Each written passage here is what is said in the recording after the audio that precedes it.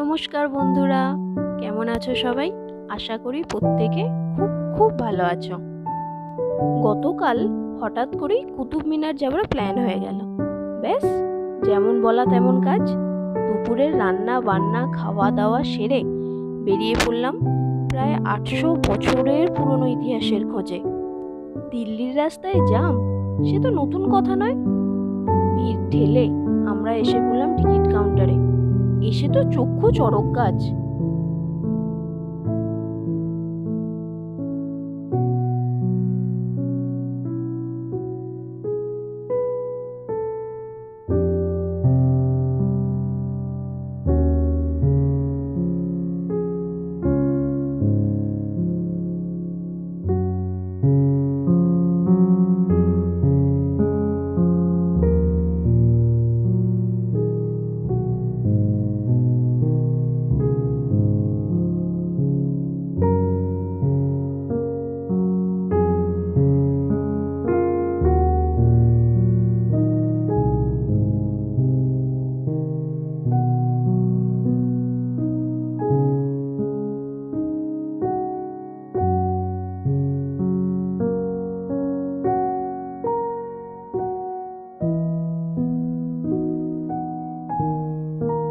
যাক, এত ভিড় কাটিয়ে টিকিট পেয়ে যখন নিজের চোখে সেই আশ্চর্য স্থাপত্য দেখলাম, নিমেষে সমস্ত ক্লান্তি দূর হয়ে গেল।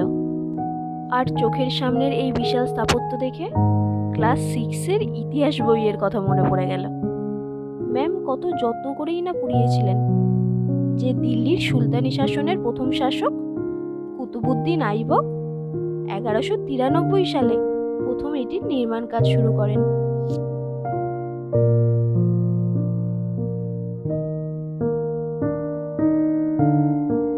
ঘুরতে ঘুরতে সন্ধ্যা নেমে যাওয়ায় রাতের আলোয় আরো মায়াবী লাগছিল আমাদের এই স্থাপত্যকে। আর তার সাথে ওই যে চতুর্দশীর চাঁদ, মুগ্ধতা যেন আরো বাড়িয়ে দিচ্ছিল।